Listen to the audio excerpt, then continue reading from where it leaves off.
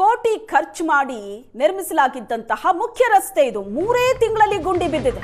ಕಳಪೆ ಕಾಮಗಾರಿಗೆ ವಾಹನ ಸವಾರರು ಹೈರಾಣಾಗಿದ್ದಾರೆ. ಈ ಕಳಪೆ ಕಾಮಗಾರಿ ನಡೆದಿರೋದು ಮಂಡ್ಯ ಪಾಂಡವಪುರ ಮುಖ್ಯ ರಸ್ತೆಯಲ್ಲಿ.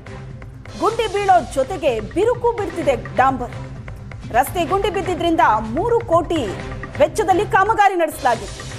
ಕಾಮಗಾರಿ ನಡೆದು 3 ತಿಂಗಳಲ್ಲಿ ರಸ್ತೆ ಹೇಗಿತ್ತು ಬಂದಿದೆ ಅಂತ ನೋಡಿ. ಹಳೆ ಡಾಂಬರ್ನ ಮೇಲೆ ಮತ್ತೆ ಡಾಂಬರ್ ಹಾಕಿದ್ದ ಗುತ್ತಿಗೆದಾರ.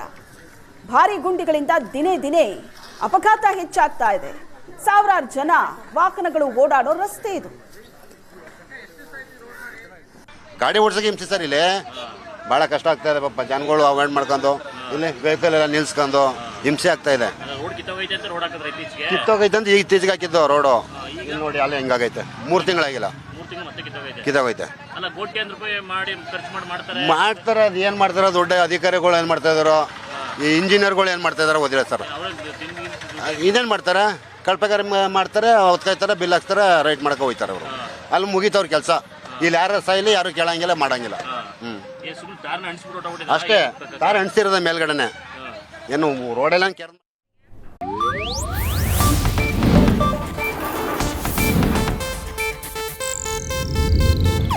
ಇದು ಏಷ್ಯಾನೆಟ್ ನ್ಯೂಸ್ ನೆಟ್ವರ್ಕ್ ಪ್ರಸ್ತುತಿ.